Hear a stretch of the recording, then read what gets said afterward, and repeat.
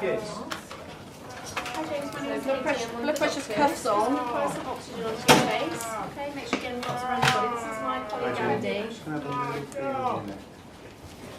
The young man who's called Jake was a 15-year-old boy, and he had a party at his home while his parents was away, and unfortunately him and a few mates decided that it was such a beautiful sunset they wanted to sit on the window on the roof of their conservatory, and unfortunately he fell through that.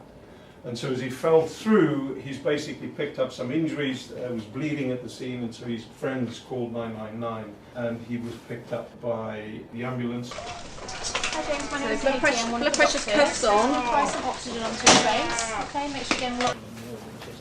Okay, Sophie, what can you see and hear? Right. I can see his breathing. I'll just have a listen to his chest. Fantastic, good. Hi James, my name's Blood pressure's cuffs on. Apply some oxygen onto your face. Okay, make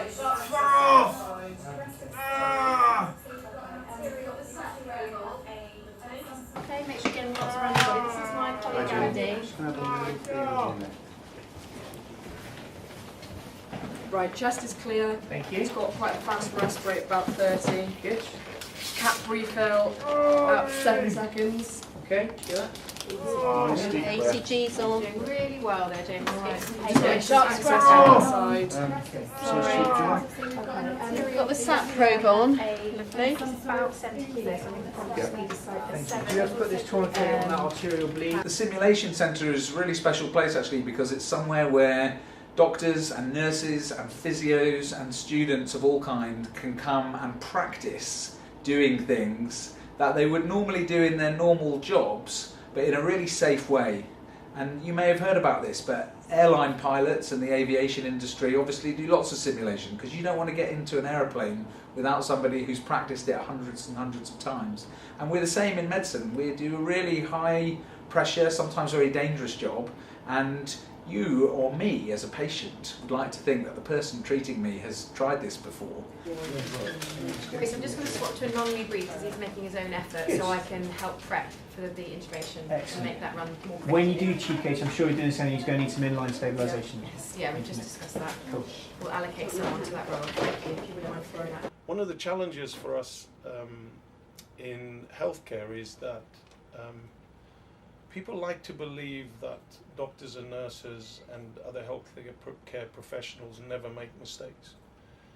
Whereas actually the reality is that that's not feasible because we're human. Humans make mistakes. What's more important is to create an environment where should that person make a mistake, that the rest of the team around them are able to speak up and tell them, I think you're making a mistake, to stop the mistake from happening.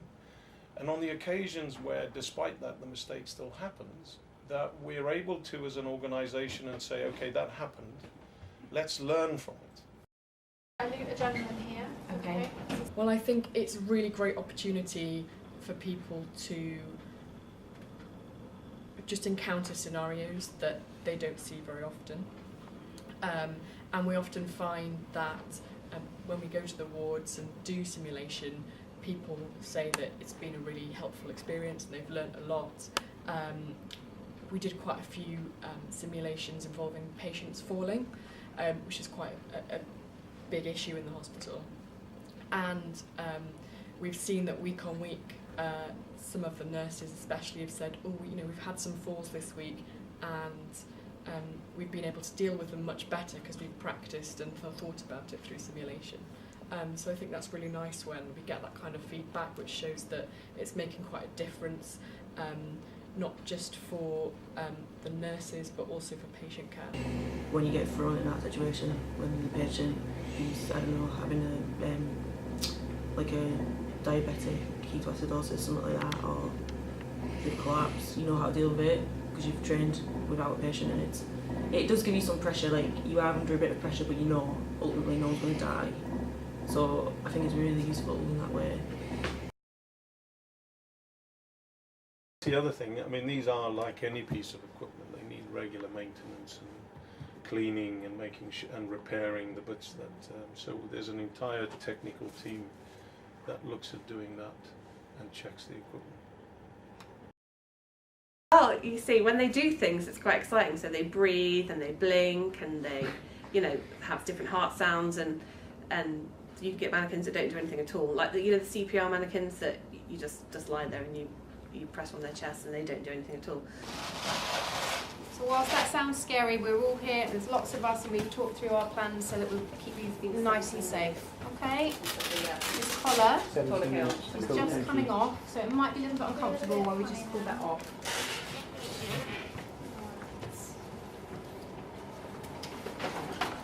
Maybe just put the bed up the I'd side. like to be in that room looking after Jack. Stressful. Say more about stressful. There's just lots going on, isn't there? Which is realistic. Yeah.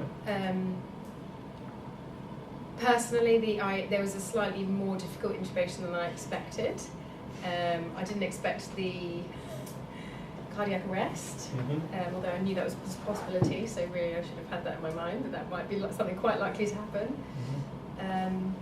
Yeah, just busy, lots of things needing to be managed at the same time, which I thought was being done very well by Chris, but just lots of noise going on in your mind constantly. Sure.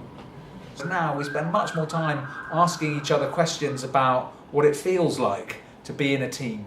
How does it feel to work with people or to work in stressful situations? And that's really important, because if you look, for example, at all the complaints that we receive in our hospital, nearly all of them have nothing to do with knowledge or chopping off the wrong leg or anything like that. They're all about communication, about how we talk to our patients, how we interact with each other, and most of the mistakes that we make are through communication as well. So focusing training much more on the sort of human elements about how we work in teams and how we talk to each other, I think that's been a really positive step in training. I think the future lies with this kind of technology. We can do so much with mannequins now, and we can create such real scenarios, and we can train for things that maybe don't happen very often.